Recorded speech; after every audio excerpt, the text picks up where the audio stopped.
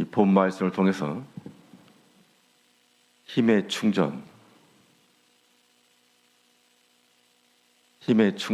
제목으로 하나님의 말씀 증거하겠습니다. 우리 전자 도구를 다룰 때 메모리나 그 배터리 성능이 그 전체의 평가를 좌우합니다. 배터리가 떨어지게 되면 정상으로 움직일 수 없기 때문에 다시 충전해 나갈 때 원래의 목적을 이룰 수 있습니다. 우리 성도들에게 있어서 힘이라고 하는 것은 우리의 내재적으로 나오는 것이 아니고 힘의 근원이신 하나님께로부터 주어지는 겁니다. 이것은 마치 우리가 힘의 충전을 받는 것과도 같아서 우리의 떨어진 상태로 있게 되면 우리가 할 수 있는 영적인 일은 아무것도 없고, 반대로 힘이 미약한 상태일지라도 하나님의 힘으로 가득하면 그 어떤 일들도 하나님의 힘 안에서 가능한 겁니다. 그러면 우리가 하나님의 힘으로써 충만함을 받았을 때, 하나님의 힘이 우리 가운데 온전히 임하셨을 때 우리에게서 어떠한 일이 가능할 것인가? 오늘 본 말씀을 통해 살펴보게 되면 하나님의 힘으로 충만한 자들은 그 힘 안에서 민첩한 순종이 가능합니다.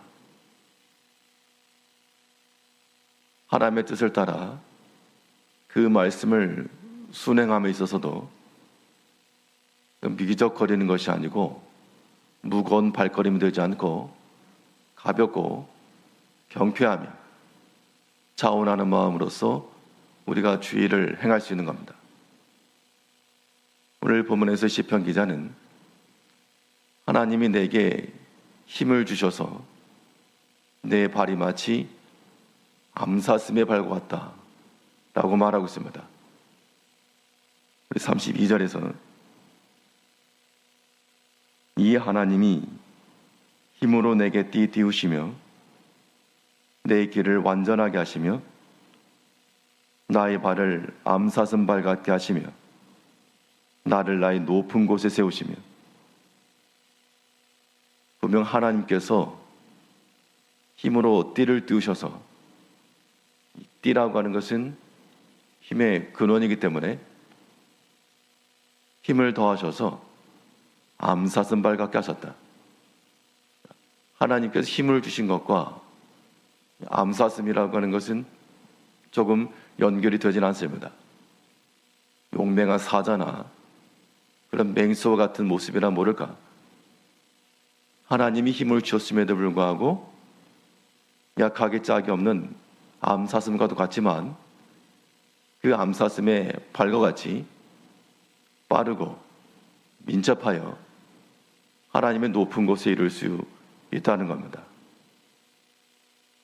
우리가 하나님 말씀에 순종하려 들을 때 우리 자신의 모습을 움직이는 이러한 동물의 비유를 하게 된다면 과연 내 마음은 이러한 암사슴의 발과도 같이 하나님 말씀에 민첩하며 또한 경쾌하며 또 즐겁고 자원하는 마음으로 행할 수 있겠는가? 아니면 늘이 거북이와 같이 안 하는 것도 아닌데 하는 것도 억지로 느릿하며 어떠한 모습으로 우리가 주의 말씀을 실행하며 나가는지를 살펴야 합니다. 가벼운 겁니다. 하나님의 힘이 우리 마음속에 충만할 때는 주의 말씀이 무겁지 않고 가볍고 통통 튀어오르는 그런 공과도 같이 얼마든지 넘치는 힘과 그 에너지를 가지고서 실행할 수 있는 겁니다.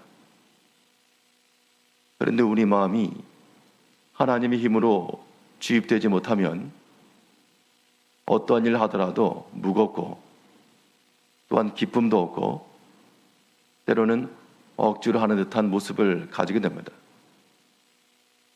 이러한 영적 상태를 우리 자신이 살펴서 그런 문제가 면이 있다라고 하는 것은 어떤 외적인 다른 부분에서 문제를 자질하지 마시고 우리 개인의 영적 문제입니다.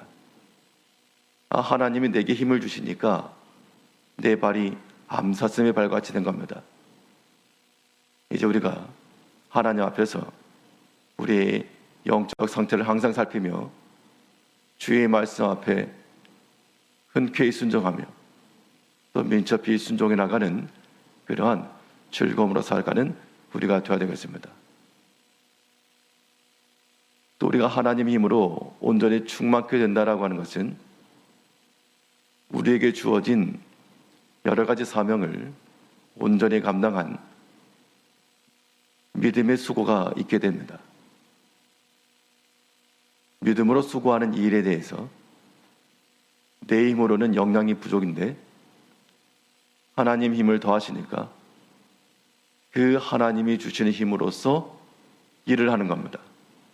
그렇기 때문에 나는 감당하기 어려우나 하나님의 힘으로써 능히 감당하고 또 그 어려운 과정이라도 연단의 과정으로 감당할 수 있다는 겁니다. 오늘 본문에서 시편 기자는 주께서 주신 그 힘을 가지고서 내가 활을 당기며 또 무거운 노트활 또한 당기고 부서뜨리겠다 그랬습니다. 34절에서는 내 손을 가르쳐 싸우게 하시니 내 팔이 노트활을 당기도다. 하나님께서 힘을 주셔가지고 그 힘을 가지고 이리저리 피해가는 것만 아니라 힘을 주셨다는 것은 감당할 일이 있다는 겁니다. 우리가 장성한 자가 되어서 어린아이에게는 맡기지 않은 일들을 장성한 자에게 맡깁니다. 하나님께서 우리에게 어떤 일들을 맡기실 때 때로는 무거움이 있고 때로는 감당하기 어려운 일이 있을 때 하나님께서 나를 어린아이와 같이 여기지 않으시고 조금은 장성한 자로 여기신다. 그래서 다른 이에게는 맡기지 않은 일들을 내게 요구하신다 라고 생각을 하고 그 하나님의 힘을 받아서 감당할 수 있어야 됩니다.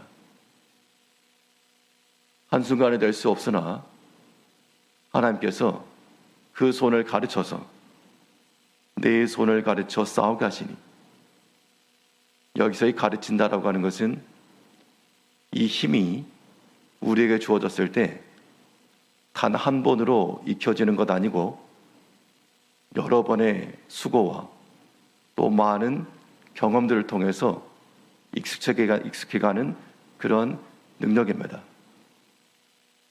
사람이 기술이 익힐 때 이론상으로 지식으로는 충분히 알지만 이게 실질적으로 행하는 데는 여러 가지 훈련과 많은 연습, 이러한 실전이 필요한 겁니다.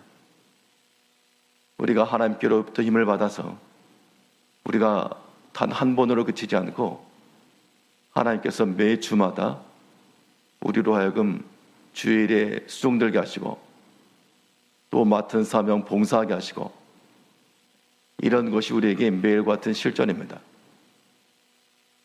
하루하루 한 번 한 번의 횟수가 지날수록 그 실력이 능숙해지고 원활해지는 것처럼 이제 우리가 하나님께로 힘을 받아 그 믿음의 수고를 이룰 때 한 주 한 주 지날수록 점점 어수룩해져 가는 것이 아니라 점점 주의 일에 대해서 익숙해져 가고 더 수월해져 가며 더 많은 일을 감당할 수가 있어야 됩니다. 그러면 처음에는 처음 행할 때는 약할지라도 이제 하나님께서 가르치신 그 힘을 가지고서 노수로 된 활도 당긴다 그랬습니다. 34절 다시 보시면 내 손을 가르쳐 싸우게 하시니 내 팔이 노트활을 당기도다. 다른 버전에서는 철로 된 활을 꺾는다 그랬습니다. 이 활이 만일 나에게 주어진 활이라면 내가 이 활실을 잡아당겨서 원수를 쏘는 것이요, 이 활이 원수의 활이라면 비록 철로 된 활일지라도 이것을 부스러뜨릴 만한 힘을 얻는다는 겁니다.